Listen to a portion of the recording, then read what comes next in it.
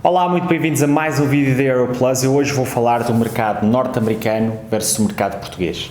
Vamos lá. Ora bem, uma das grandes perguntas que me fazem no canal é como é que aquilo que aprenderam no mercado dos Estados Unidos se aplica em Portugal. E infelizmente tenho que dar uma má notícia, não se aplica. Isto porquê? Porque o mercado nos Estados Unidos é totalmente diferente em Portugal, a forma como se fazem as operações de um ponto de vista financeiro é totalmente diferente de Portugal, a forma como os imóveis são olhados e a própria forma como os investidores olham para o investimento de uma forma geral e para os ativos. Vamos partir isto em várias fases. Primeira fase, operações financeiras, porque é que elas são tão diferentes? É normal nos Estados Unidos fazer-se uma operação que é cash refinancing, que essencialmente quer dizer refinanciar, ou seja, ter uma equidade num imóvel onde já existe uma hipoteca e constituir uma segunda hipoteca.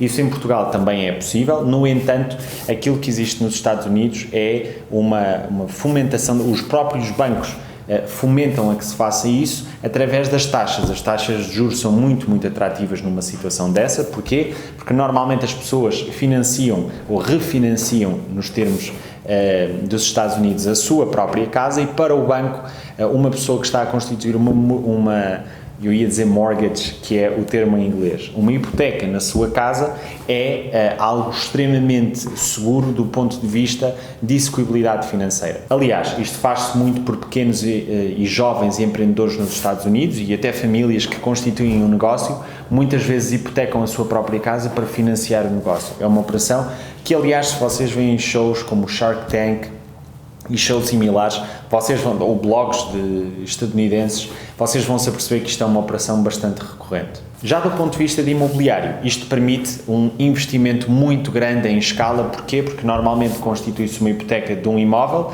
paga-se uma parte dessa hipoteca no imóvel, criando assim equidade, e depois utiliza-se uma segunda hipoteca nesse mesmo imóvel para extrair dinheiro dessa hipoteca, se quisermos, ou desse imóvel, para investir noutros imóveis.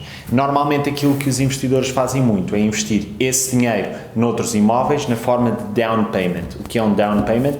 Essencialmente é a parte dos capitais próprios que é necessária para efetuar um investimento imobiliário, ou seja, vamos recorrer a um crédito bancário que financia, por exemplo, 80% da aquisição, e os 20% serão capitais próprios.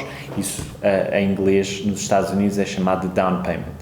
A segunda grande diferença do mercado norte-americano para o mercado português é a cultura do investidor e a forma como ele olha para ativos.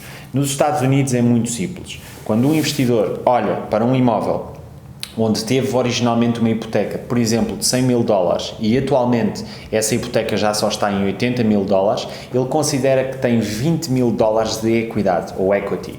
Aliás, no cálculo do seu net worth, que essencialmente, numa tradução apressada, seria a sua riqueza líquida, aquilo que acontece é que o investidor acha que tem 20 mil euros de riqueza naquela casa. É a diferença entre os 100 mil euros ou 100 mil dólares de valor atual da casa, menos aquilo que deve ao banco, que no caso são 80 mil dólares. Logo, vai trazer 20 mil euros de riqueza para a sua riqueza pessoal, e assim ele olha para aquele ativo como valendo 20 mil euros. Já agora, isto está em proporção direta com o primeiro passo que eu estava a falar, do cash refinancing. Porquê? Porque os investidores olham para a equidade que têm em cada imóvel e aí vão tentar refinanciar para usar esse dinheiro como down payment em outros imóveis e assim constituir mais e mais imóveis. Em Portugal, isto já não é tão comum ou tão possível, porque, como eu estava a dizer, o refinancing já não é comum e as taxas normalmente são muito altas, ao contrário dos Estados Unidos, e também não é cultura de um português extrair dinheiro através de crédito para colocar como capitais próprios, que na realidade não foram capitais próprios, financeiramente falando são, mas estruturalmente falando não, é um empréstimo que se obtém para depois aplicar o dinheiro. Isto não é comum na cultura portuguesa, é demasiado risco para aquilo que é a cultura portuguesa. Vivemos numa cultura totalmente diferente dos Estados Unidos e, portanto, não é tão comum fazer isso.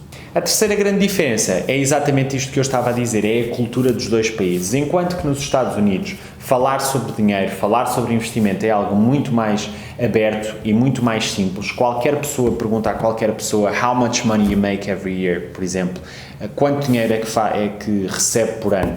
Em Portugal isso já não é. Aliás, o primeiro investimento imobiliário que eu fiz com recurso à alavancagem, eu conto muitas vezes esta história, quando eu me dirigi ao banco, foi a própria bancária que achou muito estranho que eu estava a pedir um crédito para investir.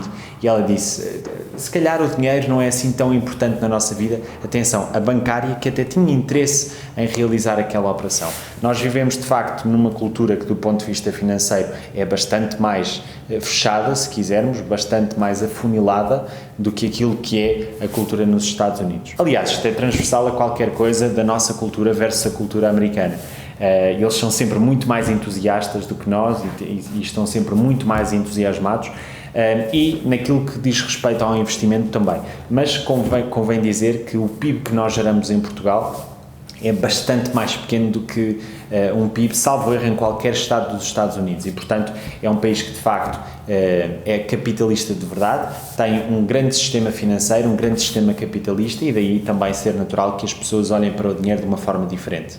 Volto a dizer, embora eu vá gravar um vídeo sobre isso, sobre aquilo que é a mentalidade dos portugueses relativamente a dinheiro, efetivamente na nossa cultura o dinheiro tem uma conotação às vezes negativa, embora as pessoas tentem defender muito bem os seus interesses, mas não falam sobre dinheiro de uma forma muito aberta. Eu acho que, aliás, é um grande problema da educação, as crianças não são ensinadas a lidar sobre dinheiro, aliás, há muitos erros na educação, eu poderia elencar alguns numas conversas no sofá e expliquei uma vez o que as escolas não ensinam, salvo erro é esse o título da conversa no sofá, e que de facto as pessoas são muitas vezes, andam 12 anos na escola, mais formação superior, a fazer coisas que não gostam para ir trabalhar numa coisa que não gostam também.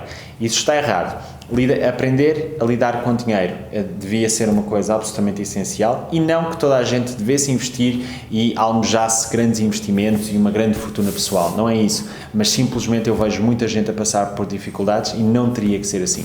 Enfim, espero que de uma forma geral se perceba bem que nós temos que ter métodos de investimento imobiliário, temos que pensar no imobiliário de uma forma totalmente diferente. Foi com base nisso que eu escrevi o meu livro Investir em Imobiliário do Zero ao Milhão, com métodos que eu refinei ao longo do tempo, métodos que eu usei para chegar onde cheguei e às vezes eles até parecem relativamente simples, mas são verdadeiramente impactantes se as pessoas fizerem efetivamente aquilo que eu digo, claro, adequado ao seu próprio caso e ao seu próprio perfil de risco, e eu acredito que vão ter resultados. É totalmente diferente o método que nós usamos em Portugal versus nos Estados Unidos. Eu acho que há muitas vantagens e há muitas desvantagens.